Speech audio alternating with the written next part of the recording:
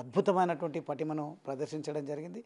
రాష్ట్ర ఏర్పాటు కోసం వారు తన చాకచక్యతను ప్రదర్శించి మా అటువంటి యువకులను ప్రేరేపించి ఉద్యమంలో భాగస్వాములను చేయడం జరిగింది. కాబట్టి ఉద్యమం కోసం వచ్చినాం. తెలంగాణ రాష్ట్ర సాధనలో ఎంతో కొంత మా పాత్ర పోషించమనే సంతృప్తి మాకుంది. కాబట్టి కేసీఆర్ గారి నాయకత్వంలో పనిచేయడం జరిగింది. భవిష్యత్తులో ఏం చేయాలనే దానిపైన ఒక ఆలోచన చేస్తున్నటువంటి తరుణంలో నాకు వచ్చిన ఆలోచన కొంత రాజకీయాలు రాష్ట్ర వైపే కాకుండా జాతీయ స్థాయిలో కూడా పొలిటికల్ సిస్టమ్ అర్థం చేసుకొని వెళ్ళినట్టయితేనే పేదల అభ్యున్నతి జరుగుతుంది అనే ఆలోచన నాకు కలిగింది. కాబట్టి ఈ నిర్ణయం తీసుకొని పోతున్నా తప్ప ఎవరి వల్ల నాకు ఇబ్బంది జరగలేదు, ఎవరు నన్ను ఇబ్బంది పెడతారనే భయం కూడా నాకు లేదు. అంటే కేసీఆర్కి అత్యంత సన్నిహితలో గువ్వల బాలరాజు కూడా ఒకరు ఉన్నారు. అంటే విద్యార్థి విభాగం నుంచి మీరు 2 సార్లు ఎమ్మెల్యేగా ఎదిగారు. ఇప్పుడు ఆ పార్టీలో ఎలాంటి అంటే అవమానం జరిగిందా? ఎందుకు ప్రధాన కారణం ఏంటి? నేను అదే చెప్పాను, నేను విద్యార్థి సంఘంలో ఎప్పుడు పనిచేయలేదు. నేను ఎప్పుడు విద్యార్థి నాయకుడిగా లేను. డైరెక్ట్గా బాబాసాహెబ్ అంబేద్కర్ గారి ప్రేరణతో డైరెక్ట్గా political power is master key అని భావించి సీదాగా 2 పార్టీలు పటిష్టంగా ఉన్నప్పటికీ కేసీఆర్ గారి పార్టీలో, కేసీఆర్ గారు స్థాపించిన టీఆర్ఎస్ పార్టీలో చేరి పనిచేయడం జరిగింది తప్ప ఇంకొకటి కాదు. కాబట్టి కేసీఆర్ గారికి సన్నిహితుడు అని ముద్రపడి ఉండొచ్చు, కేసీఆర్ గారు నన్ను చేరదీసి ఉండొచ్చు, కాదని అనట్లేదు. తప్పకుండా నన్ను ఈ స్థాయికి తీసుకురావడంలో నా చెంపేట ఓటర్ మహాశయులు, అదేవిధంగా కేసీఆర్ గారు, టీఆర్ఎస్ పార్టీ నాకు ఈ అవకాశం కల్పించింది. కానీ భవిష్యత్ అంతా కూడా కల్పించిన అవకాశంతోనే సంతృప్తి పొందడము అనేది నా అభిమతం కాదు. ఇంకా భవిష్యత్తులో ఇంకా దూసుకెళ్ళాలి, యువకులుగా మన శక్తిని ప్రదర్శించాలి, చాలా బాధ్యతాయుతంగా మసలుకోవాలి. శక్తి మేరకు మనం బ్రతికున్నంత కోలం మార్పు కోసం పనిచేయాలనే దాంతోనే నేను ముందుకు పోతా ఉన్నా. అందులో భాగమే నేను ఈ 20 సంవత్సరాలు, దాదాపుగా 20 సంవత్సరాల రాజకీయ ప్రయాణంలో ఎన్నో సంతృప్తులను మూటగట్టుకొని నేను ఈరోజు రాజీనామా చేసిన తప్ప ఎక్కడ రిగ్రెట్స్ లేవు, ఎక్కడ నాకు ఇబ్బందికరమైనటువంటి పరిస్థితులు ఏర్పడలేదు.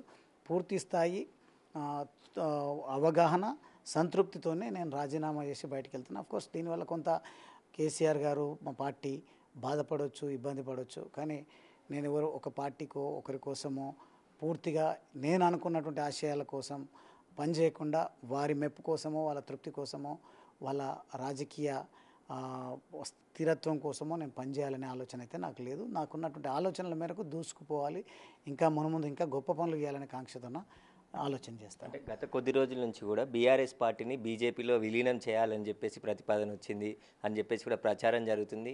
అందులో భాగంగానే మీరు కూడా బీజేపీ పార్టీలోకి వెళ్తున్నారు. పార్టీ విలీనం అవుతుంది కాబట్టి ముందే నేను వెళ్తున్నాను అని చెప్పేసి కూడా మీరు ఒక ఆడియో లీక్ కూడా అయింది మీకు సంబంధించి. ఏమంటారు దాన్ని? ఇప్పుడు ఏమంటారు, కొంతమంది పిల్లలు వెటకారంగానో కావాలనో వాళ్ళు నాతో మాట్లాడినాన్ని చూయించుకోవడం కోసమో మాట్లాడుతున్నప్పుడు వాళ్ళు ఏ సెన్స్లో ప్రశ్నలు లేవనెత్తుతారో ఆ సెన్స్లోనే సమాధానం చెప్పేటువంటి ప్రయత్నం చేస్తాను తప్ప మీ మీడియాలో చెప్పింది సమాధానం కాదు, లేదంటే మా పిల్లలకు చెప్పింది సమాధానం కాదు. నేను నిర్ణయం తీసుకున్న తర్వాత అథెంటిక్గా పేపర్ పరంగానో లేదంటే అఫీషియల్ రికార్డ్స్లోనో నేను పెట్టి మాట్లాడే ప్రయత్నం చేస్తే దానికి ఒక శాంటిటీ ఉంటుంది.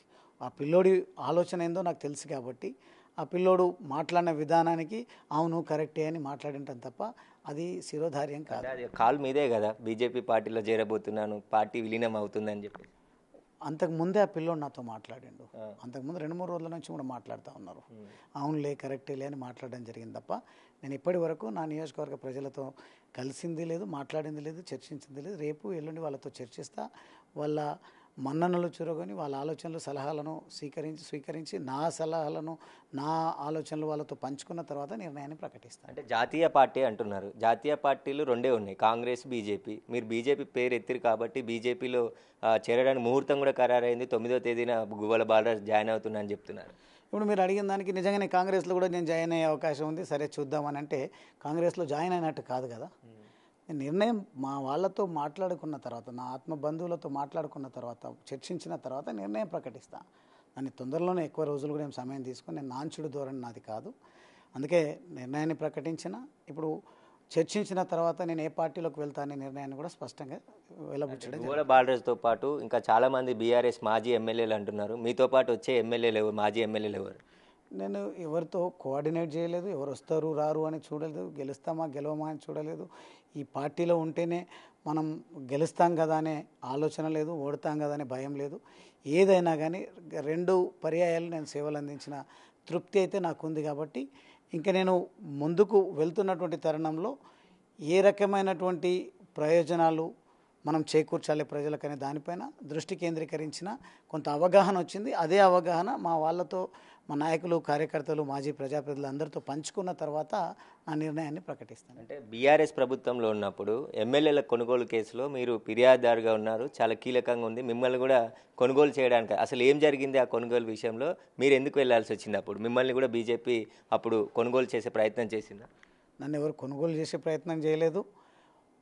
గతంలో చంద్రబాబు నాయుడు గారు, అంతేందుకు ఇప్పుడున్న రేవంత్ రెడ్డి గారు, మన ముఖ్యమంత్రి గారు ఓటుకు నోటు కేసులో ఏ రకంగా దొరికిండ్రో మనం చూసినప్పుడు మాకున్న అవగాహన ఏంటంటే, ఆలోచన ఏంటంటే, ప్రభుత్వాన్ని అస్థిరపరిచే ప్రయత్నం, కుట్ర అయితే జరుగుతుంది, దీన్ని నిలువరించాలనే ఆలోచనతోన అప్పుడు స్టీఫెన్సన్ గారు ఆ రకమైనటువంటి ఆపరేషన్ చేసినట్టుగా మనకు అర్థమైంది. అదే ప్రయత్నం ఇంకొకరు చేస్తున్నారు అని నా దృష్టికి వచ్చినప్పుడు, మా నాయకుడు ఈ రకమైనటువంటి ప్రయత్నం ఎవరో చేస్తున్నారు, మన ప్రభుత్వాన్ని అస్థిరపరిచే ప్రయత్నం చేస్తున్నారు, తెలంగాణ ప్రయోజనాలను దెబ్బతీసే ప్రయత్నం చేస్తున్నారు, నువ్వు ఒక నికార్సైనటువంటి యువకుడివి, నీ పైన నాకు నమ్మకం ఉంది, ఆ స్థలానికి వెళ్ళి వాళ్ళు ఏం మాట్లాడతారో, ఎవరెవరు వస్తారో చూసి రండి, వచ్చి సమాచారాన్ని నాకు ఇవ్వండి అంటే మాత్రం నేను వెళ్ళడం జరిగింది. కానీ అవన్నీ కూడా రికార్డెడ్గా బయట మనం చూడడం జరిగింది. ఇవన్నీ దీని వెనుక ఎవరున్నారు, ఏం జరిగింది, ఎవరు కుట్రదారులు, ఎవరు అమ్ముడు పోవడానికి, ఎవరు కొనుగోలు చేయడానికి సిద్ధపడ్డారు అనేది మాత్రం నాకైతే స్పష్టంగా తెలియదు. ఆ మేరకు మాత్రమే నా పైన విశ్వాసాన్ని ఉంచి కేసీఆర్ గారు నన్ను అక్కడికి పంపించారు. కాబట్టి స్వయంగా నేనే డ్రైవ్ చేస్తూ 2 ఎమ్మెల్యేలను నాతో పాటు తీసుకొని పోవడం జరిగింది. ఆ 2 ఎమ్మెల్యేలు ఏం మాట్లాడాలి, ఎవరు వస్తున్నారు అనేది కేసీఆర్ గారికి, వారికి మాత్రమే తెలుసు. నాకు ఇచ్చినటువంటి టాస్క్ మాత్రం అక్కడికి వాళ్ళని తీసుకెళ్ళు, అక్కడ నుంచి తీసుకొచ్చేసి అని చెప్పడం జరిగింది. కాబట్టి నేను నా సొంతంగా నా ఓన్ డ్రైవింగ్లో నేను అక్కడికి వెళ్ళి రావడం జరిగింది తప్ప, మిగతా ఎవరు అమ్ముడు పోవడానికి సిద్ధపడ్డారు, ఎవరు కొనడానికి సిద్ధపడ్డారు అనేది మాత్రం నాకు తెలియదు. అంటే ఫోన్ ట్యాపింగ్ సంబంధించిన కేసు ఇష్యూ నడుస్తుంది, ఆ ఫోన్ ట్యాపింగ్ ద్వారానే ఇది కనుగొన్నారు, ఆ కేసులో బీజేపీ వాళ్ళని ఇరికించాలని ప్రయత్నించారు. బిఎల్ సంతోష్కి, అంటే బీజేపీ అగ్రనాయకుడైనటువంటి సంతోష్ని ఇరికించే ప్రయత్నం కూడా చేసిరు అని చెప్పేసి కూడా మనం చూసినాం. దీన్ని ఎట్లా మీకు తెలుసా మరి ఇదంతా? నేను చెప్తున్నా కదా నిజాయితీగా, ఆ రోజుల్లో బిఎల్ సంతోష్ గారు అంటే కూడా నాకు తెలియదు.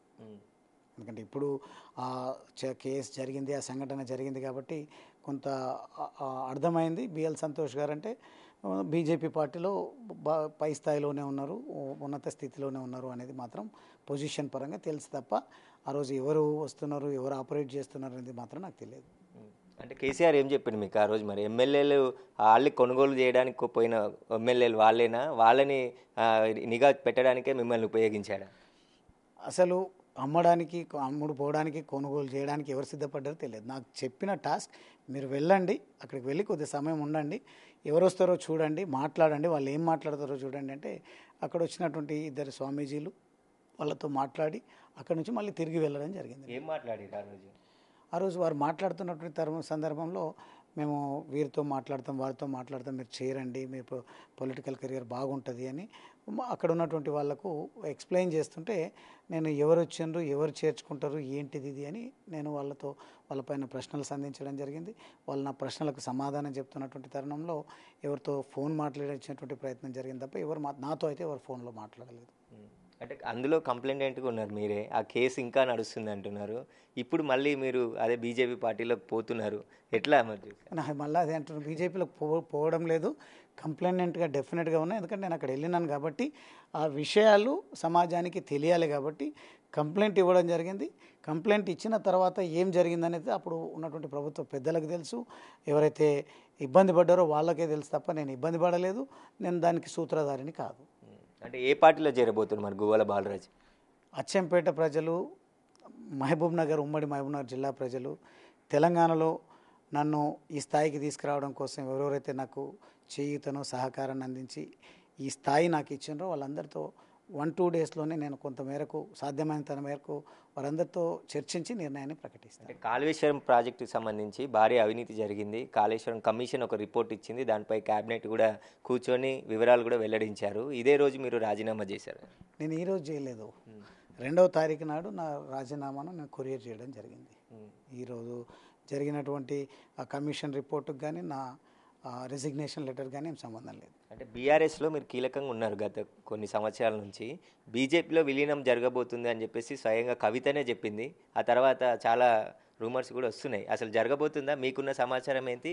ఏమనుకుంటున్నారు బీఆర్ఎస్లో ఉన్నటువంటి మాజీ ఎమ్మెల్యేలు? ఆ స్పెక్యులేషన్ కారణంగానే నా నియోజకవర్గానికి సంబంధించినటువంటి వాళ్ళు, నా నంబర్ కలిగినటువంటి వాళ్ళు, నన్ను గుర్తుపట్టేటువంటి వాళ్ళు కొంత తెలుసుకునేటువంటి ప్రయత్నం చేస్తే ఎవరు ఏ రకమైనటువంటి సెన్స్లో ప్రశ్నలు లేవనెత్తున్నారో వాళ్ళకి ఆ సెన్స్లో సమాధానం ఇచ్చిపెట్టే ప్రయత్నం నేను చేసిన తప్ప కవిత అంత స్పష్టంగా నేనైతే ఎక్కడ బీజేపీలో విలీనం అవుతుంది, బీజేపీలో చేరుతుంది అని అయితే నాకు ఇక్కడ తెలియదు. నేను ఇక్కడ మాట్లాడలేదు. ఈ చర్చ అయితే జరుగుతుందనే మాట నా దృష్టికి వచ్చింది. నేను కూడా నన్ను అడిగిన వాళ్ళతో షేర్ చేసుకోవడం జరుగుతుంది అదే అంశాన్ని. అంటే ఇప్పుడు బీఆర్ఎస్ కష్టకాలంలో ఉందని మీరు దాంట్లో మెన్షన్ చేశారు. ఈ కష్టకాలంలో ఉండాల్సింది కానీ నేను వెళ్తున్నాను, ఎట్లా అంటారు మరి? కష్టకాలం అంటే 10 సంవత్సరాల పాటు అధికారంలో ఉన్నాం, ఇప్పుడు అధికారంలో లేము అనే సెన్స్లోనే నేను కష్టకాలం అన్న తప్ప ఇంకోటి కాదు. అంటే ఏంటిది బీఆర్ఎస్ ప్రస్తావన ఎలా ఉండబోతుంది రాష్ట్రంలో? అదే నిజంగా కేటీఆర్ గారికి, కేసీఆర్ గారికి, మిగతా హరీష్ రావు గారికి, పెద్దలకు, తర్వాత నేను ఇంతకుముందు పనిచేసినటువంటి పార్టీ నాయకులకు వాళ్ళందరికీ తెలుసు. కానీ నేను ఈ గత సంవత్సరన్నర కాలంగా పెద్దగా చర్చల్లో ఇన్వాల్వ్ కావడం లేదు. ఈ మధ్యకాలంలో నేను కొంత నా పర్సనల్ వ్యవహారాలపైన దృష్టి కేంద్రీకరించి అడపాదడప అప్పుడప్పుడు ఫంక్షన్స్ కానీ ఆపత్కాలంలో కానీ నియోజకవర్గానికి వెళ్ళి రావడము, నా నియోజకవర్గ ప్రజలతో కొంత అందుబాటులో ఉండేటువంటి అప్పటిలాగా పూర్తి స్థాయిలో కాకపోయినా అవకాశం ఉన్నప్పుడల్లా నేను వెళ్ళి రావడం జరిగింది తప్ప ఇక్కడ ఇంటర్నల్గా పార్టీలో ఏం చర్చ జరుగుతుంది, పార్టీ నిర్ణయాలు ఏ రకంగా ఉంటున్నాయి, పార్టీ ఎంత మేరకు రాణిస్తుంది, ఏమాత్రం ఇబ్బందులు ఎదుర్కొంటుంది అనే దానిపైన పెద్దగా నేను దృష్టి కేంద్రీకరించలేదు. అంటే గువ్వల బాలరాజుని మరి బుజ్జగించే ప్రయత్నం కానీ ఆపే ప్రయత్నం కానీ బీఆర్ఎస్ వాళ్ళు చేయట్లేదా, మాట్లాడట్లేదా? నేను 20 సంవత్సరాల పాటు దాదాపు వాళ్ళతో కలిసి పనిచేసిన వాళ్ళతో అన్న తమ్ముళ్ళలాగా ఉన్నాం, ఒక కుటుంబ సభ్యులుగా ఉన్నాం కాబట్టి నన్ను